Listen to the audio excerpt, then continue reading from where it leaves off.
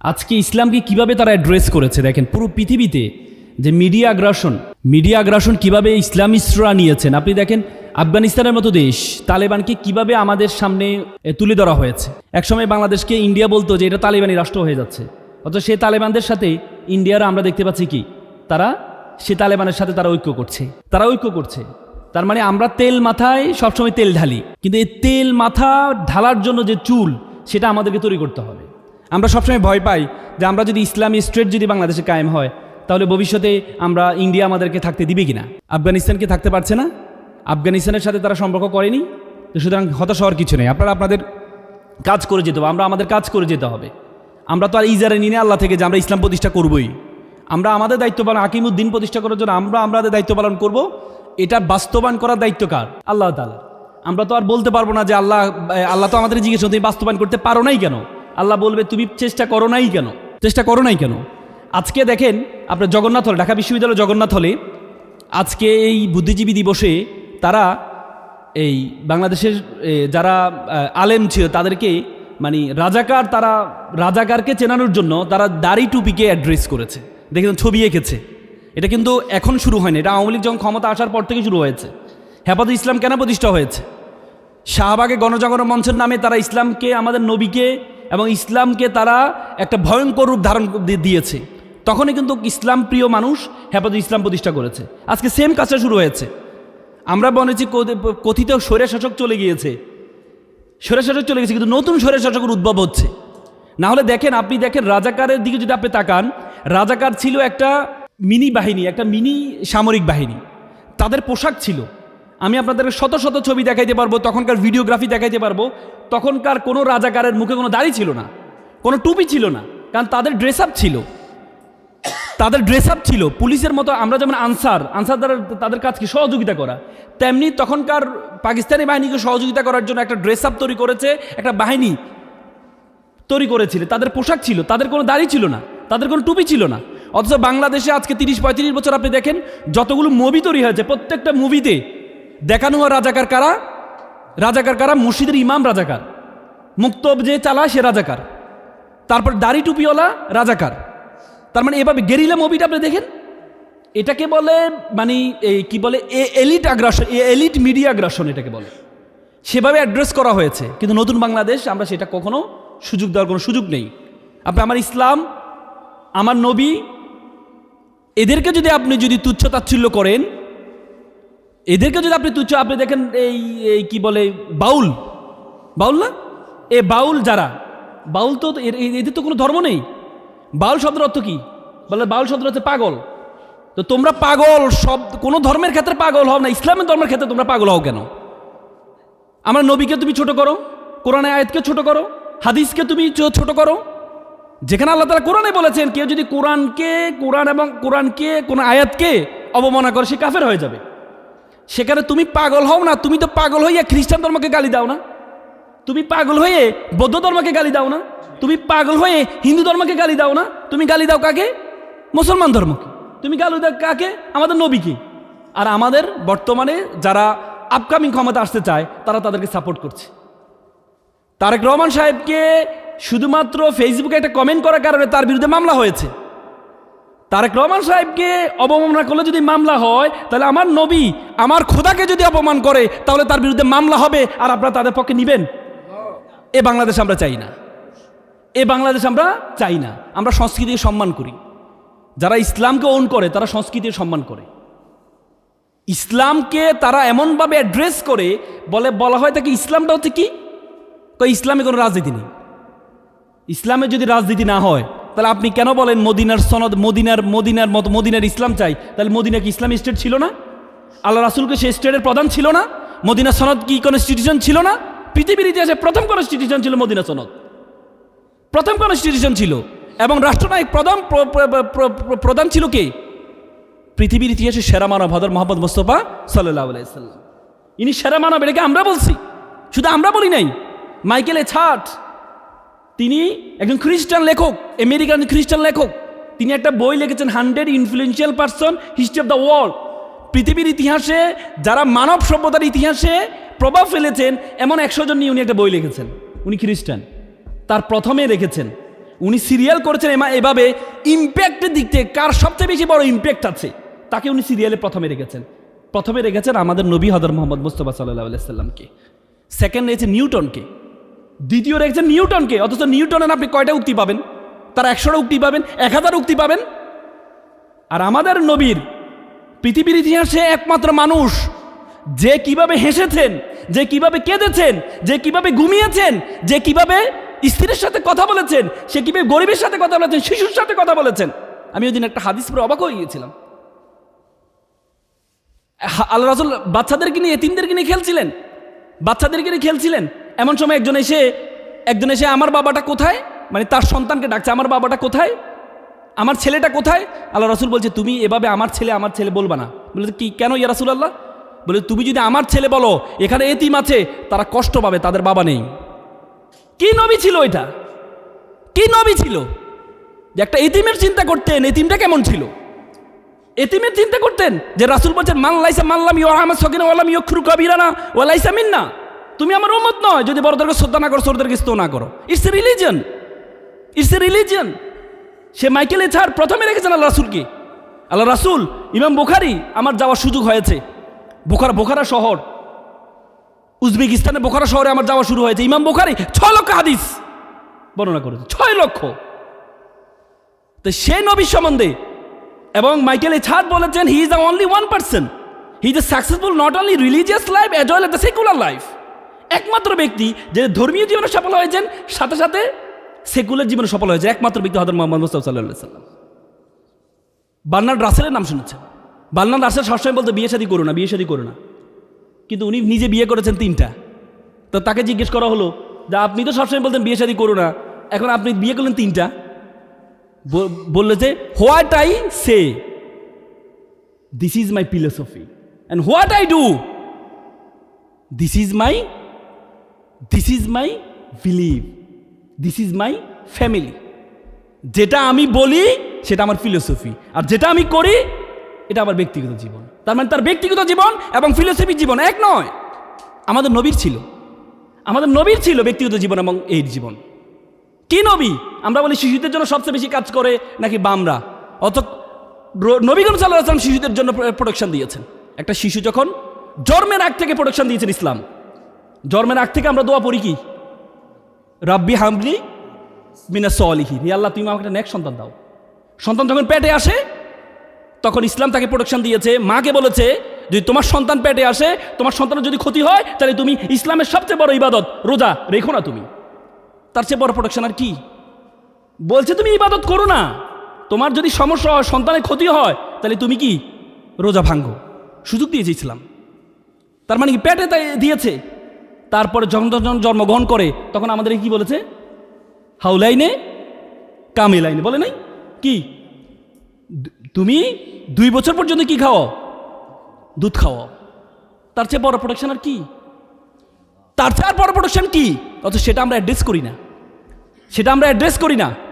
আজকে আমার সবচেয়ে দুঃখজনক হলো সত্য, এই মক্তব আমাদের ঐতিহ্য ছিল।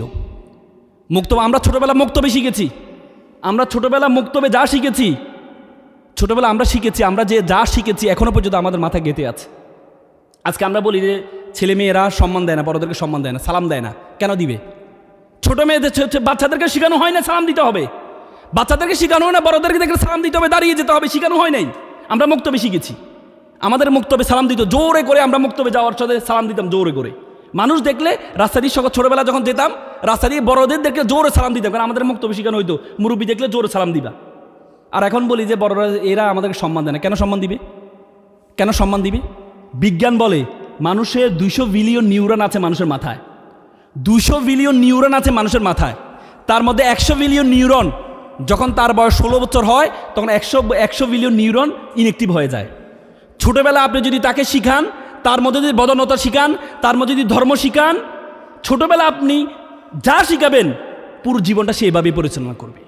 আপনি শুরুতে গাছ লাগালেন বাঁকা, এরপরে সবাই মিলে এসে যখন বড় হইলো, বাঁকা বড় হইলো, সবাই মিলে টেনে সোজা করতে পারবেন?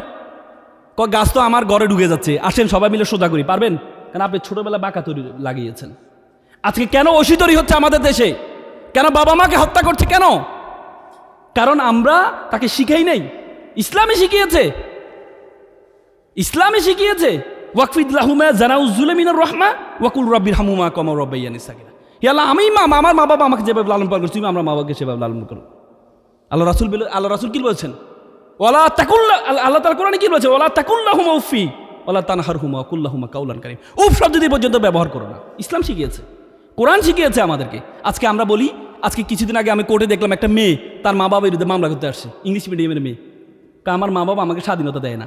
ওই দিনের যে কোর্টের একজন বিচারপতি আমাকে বলছিলেন, তা আমার ছেলেকে রাতের 12টা বাজে আমি ছেলের রুমে ঢুকলাম, দরজা খুলে ঢুকলাম, আমার ছেলে আমাকে ধমক দিয়ে বলে, তোমার এত বড় সাহস, তুমি আমার অনুমতি নিয়ে আমার ঘরে কেন ঢুকেছ? কেন ঢুকেছ? তার কারণ কি? বাঁকা লাগিয়েছি ছোটবেলায়, বাঁকা লাগিয়েছি। আজকে বড় ধরনের আগ্রাসন শুরু হয়েছে আমাদের দেশে। আজকে ছোটবেলা প্রি ক্যাডেট স্কুলগুলো ব্র্যাক, তার 30,000 স্কুল আছে, সবগুলো সকাল থেকে শুরু করে তারা। ক্যাডেট স্কুল যেগুলো, কিন্ডারগার্টেন স্কুলগুলো সকাল থেকে শুরু করে। কারণ কি?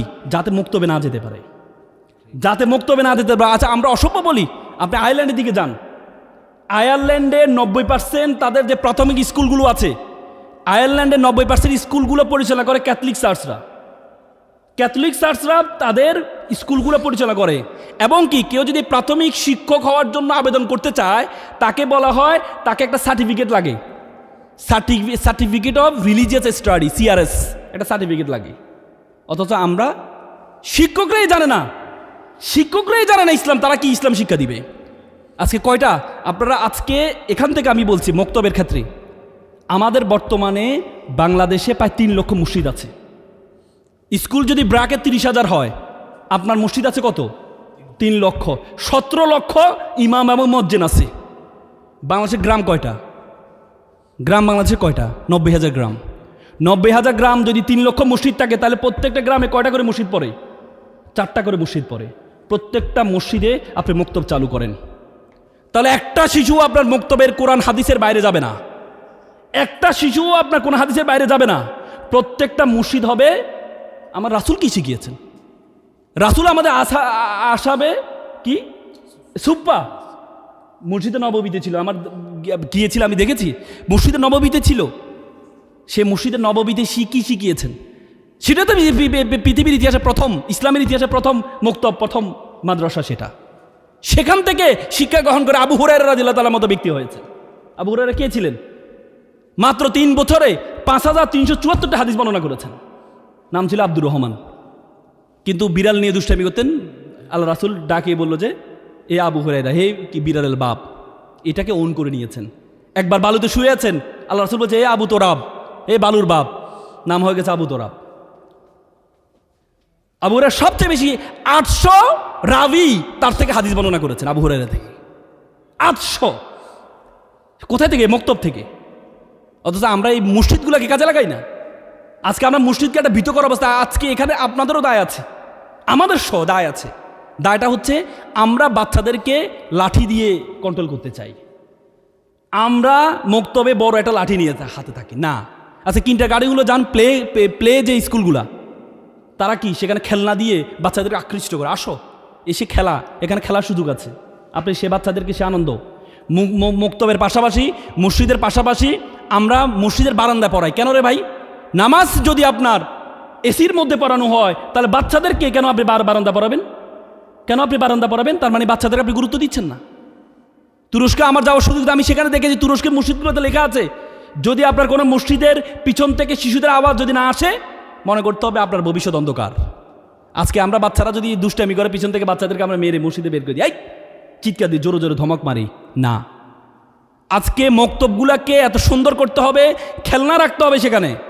বাচ্চারা শুরুতে সকালে এসে খেলাধুলা করবে, সকালে এসে খেলাধুলা করবে, তারপরে তাকে মক্তবের কোরআন পড়ানো হবে, তাকে হাদিস পড়ানো হবে। যদি সেটা করা না যায়, যদি সেটা না করা না যায়, তাহলে ভবিষ্যৎ আর বড় ধরনের আগ্রাসন আমাদের জন্য অপেক্ষা করছে। আজকে যত শত শত স্কুলগুলো আছে, আপনি স্কুলগুলো দেখেন, কত শত শত স্কুল, কয়টা মাদ্রাসা। আপনি মাদ্রাসা দিয়ে সবসময় কোনো হাদিস শিখাতে চান কেন? আপনাকে মক্তব দিয়ে শুরু করতে হবে। প্রত্যেকটা গ্রামে যদি 4টা মসজিদ থাকে, 4টা থেকে আজকে দেখেন আপনি প্রি ক্যাডেট স্কুল যেগুলো আছে, ইংলিশ মিডিয়াম স্কুলগুলো আছে, ব্র্যাক আছে, তারা প্রত্যেকটা ঘরে ঘরে যায়, তাদেরকে গুরুত্ব শেখায়, আসো তোমরা আমার স্কুলে ভর্তি হও। কেন? কোনো ইমামকে আপনি দেখেছেন, কোনো মুয়াজ্জিনকে আপনি দেখেছেন ঘরে ঘরে যেতে? যে আসেন আপনার ছেলেকে মুক্তবে পড়ান, যেতে দেখেছেন? না, আমরা মনে করি আমরা বসে থাকবো, সবাই আসবে। না, এটা কাউমি মাদ্রাসা না। আপনি বসে থাকবেন, সবাই আপনার কাছে আসবে, আপনাকে যেতে হবে। যদি শিশুদের ভবিষ্যৎকে ভালো করতে হয় তাহলে আমাদেরকে যেতে হবে, প্রত্যেককে, আমি সো ইনক্লুডিং মি, যেতে হবে, গিয়ে গুরুত্ব বুঝাইতে হবে, মা বাবাকে বুঝাইতে হবে। মনে রাখবেন, কোনো মসজিদের ইমাম, আজকে বাংলাদেশে বৃদ্ধাশ্রম বেড়ে যাচ্ছে, কোনো মসজিদের ইমামের মা বাবা বৃদ্ধাশ্রমে নেই, তা আপনাকে বুঝাইতে হবে। কোনো মাওলানার মা বাবা বৃদ্ধাশ্রমে নেই, আপনাকে বুঝাইতে হবে। আপনি যদি সন্তানকে শুরুতে কোরআন হাদিস শিক্ষা না দেন, তাহলে আপনার জন্য বৃদ্ধাশ্রম অপেক্ষা করছে। সে মোটিভেশন দেন আপনি, গিয়ে প্রত্যেকটা ঘরে ঘরে যান, গিয়ে তাদেরকে মুক্তমুখী করেন আপনি। আপনারা বলে আমরা অর্থের সংকটের দিকে তাকাই, অর্থ সংকটের দিকে তাকাবেন না। অর্থের সংকট আল্লাহ ব্যবস্থা করে দিবে আপনাদেরকে। বাংলাদেশে অনেক বিত্তমান লোক আছে, আপনারা শুধু উদ্যোগ গ্রহণ করেন। আপনারা এক বছরে একটা ঘোষণা দেন। আমি আজকে মনিরুজ্জামান ভাইকে বলছি, আমি ফান্ড ব্যবস্থা করে দিব। উনি যদি এমন একটা ঘোষণা দেয় যে আগামী এক বছর যারা মক্তব থেকে কোরআন হাদিস শিখবা তাদের জন্য একটা সাইকেল দেওয়া হবে, আমি সেই ফান্ড ব্যবস্থা করে দিব। যদি মনিরুজ্জামান ভাই সেই উদ্যোগ গ্রহণ করে, কোনো সমস্যা হবে না। আপনি সেই উদ্যোগটা গ্রহণ করেন। যদি সেটি না করতে পারেন, তাহলে আগামীর বাংলাদেশ আপনি ইসলামের বাংলাদেশ পাবেন না। ইসলামের বাংলাদেশ পাবেন না। বড় ধরনের ষড়যন্ত্র শুরু হয়েছে আমাদের ইসলামের বিরুদ্ধে। মিডিয়া আগ্রাসনের সাথে বড় ধরনের ষড়যন্ত্র শুরু হয়েছে। যখন কোল্ড ওয়ার হয়েছে, রাশিয়া, তখন আমেরিকা, রাশিয়া ছিল সুপার পাওয়ার, পৃথিবীর সবচেয়ে বড় রাষ্ট্র। পৃথিবীর একটা মহাদেশের সমান যে রাষ্ট্রটি, সেটা তো রাশিয়াকে হারিয়ে যখন আমেরিকা জয়লাভ করলো, তখন তার আমেরিকার একজন এই দার্শনিক ছিলেন হান্টিংটন। তার একটা বই আছে, আপনারা পড়বেন, ক্লাশ অফ সিভিলাইজেশন। তিনি, সবাই আনন্দ করছে রাশিয়াকে হারিয়েছি, তিনি মন খারাপ করে বসে আছেন। সবাই বলে আপনার মন খারাপ কেন? তিনি বলছেন আমার মন খারাপ কারণ আমাদের সভ্যতার পতন হবে, আমেরিকার পতন, আমাদের পতন হবে। আমরা পৃথিবীর সবচেয়ে বড় রাষ্ট্রকে পরাজিত করছি, আমাদের পতন হবে। বলছে ইয়েস, আপনাদের পতন হবে। কিভাবে আমাদের পতন হবে? বলে যে আপনাদের পতন হবে মুসলিম যুবকদের হাতে। তখন আমেরিকা শুরু করলো, যদি মুসলিম যুবকদের হাতে যদি আমাদের পতন হয়, তাহলে এই যুবককে ধ্বংস করে দিতে হবে। এই যুবককে ধ্বংস করে তারা দুইটা পলিসি গ্রহণ করে। এক হচ্ছে কাটা দিয়ে কাটা ফোয়া, ইসলাম দিয়ে ইসলামকে ধ্বংস করা। আরেকটি হচ্ছে যুব সমাজের নৈতিকতা নষ্ট করে দিতে হবে। নৈতিকতা নষ্ট করার জন্য ইন্টারনেটকে অ্যাভেলেবেল করে দিতে হবে। তারা আমাদের হাতে ইন্টারনেটকে অ্যাভেলেবেল করে দিয়েছে। কেউ যদি ইন্টারনেটে পর্নোগ্রাফিতে আসক্ত থাকে, সে কখনো কোরআন হাদিস পড়বে না। আপনি দেখেন পর্নোগ্রাফির পর্ন যতগুলো সাইট আছে, সবচেয়ে বেশি ব্রাউজিং করা হচ্ছে মুসলিম রাষ্ট্রগুলো। তার মধ্যে প্রথম হচ্ছে পাকিস্তান, দ্বিতীয় হচ্ছে বাংলাদেশ। পর্নোগ্রাফির সাইটগুলোতে ব্রাউজিংয়ের ক্ষেত্রে, তার মানে তাদের যে পলিসি যে এদের নৈতিকতা ধ্বংস করে দিতে হবে। যদি এদের নৈতিকতা ধ্বংস করে দেওয়া যায়, তাহলে এরা কি করবে না? এরা কোরআন হাদিসের দিকে ঝুঁকবে না। আরেকটি হচ্ছে কাটা দিয়ে কাটা ফোয়া, মানে ইসলাম দিয়ে ইসলামকে ধ্বংস করা। আপনি দেখেন না, এক আলেম আরেক আলেমের পিছনে লেগেছিল এতদিন পর্যন্ত। আলহামদুলিল্লাহ, এখন এটা সুন্দর হয়েছে, আমাদের মধ্যে একটা ঐক্য হয়েছে। এক আলেম আরেক আলেমের বিরুদ্ধে, দলিন নাকি জোয়াল্লিন, কোথায় হাত বাঁধে কোথায় এ বাঁধে, এটা নিয়ে না।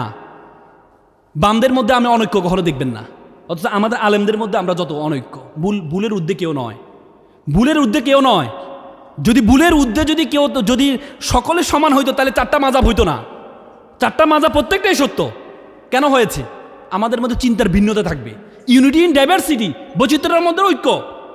আপনার ভালোটা আমি অন করব, আমার খারাপটা দরকার নেই, আপনার ভালোটা প্রত্যেকের ভালোটা অন করে আমরা ঐক্য করতে পারি। এই ঐক্য করলে তারা যে কাটা দিয়ে কাটা ফোয়া, সে ধ্বংস সেটা করতে পারবে না। এজন্য আজকের এই যে সুন্দর আয়োজন, আমি খুব চমৎকৃত হয়েছে। মনিরুজ্জামান ভাই, নাম মনির মানি তো হচ্ছে লাইটিং, একটা ল্যাম্প, একটা প্রজ্বলিত আলো। জামান মানে পৃথিবীর প্রজ্বলিত আলো। আমি তো মনে করি মুক্তব জগতে, ইসলাম জগতে একটা প্রজ্বলিত আলো চেষ্টা শুরু করেছেন উনি।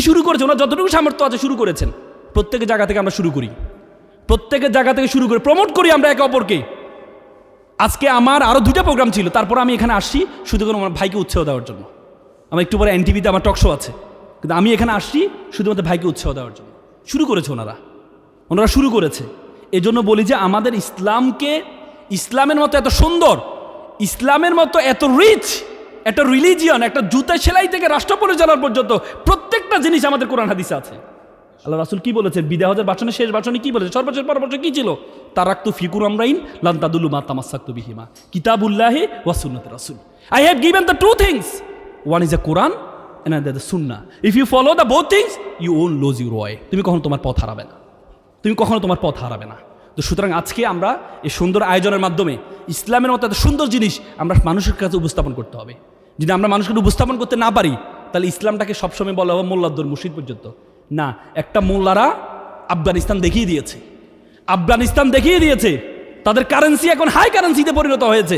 আফগানিস্তানকে এখন বিভিন্ন দেশ অনুসরণ করছে, অথচ এতদিন তাদেরকে বলতো যে এরা হচ্ছে কি, এরা হচ্ছে তালেবান, এরা হচ্ছে ধর্মান্ধ, এরা হচ্ছে ধর্মান্ধ।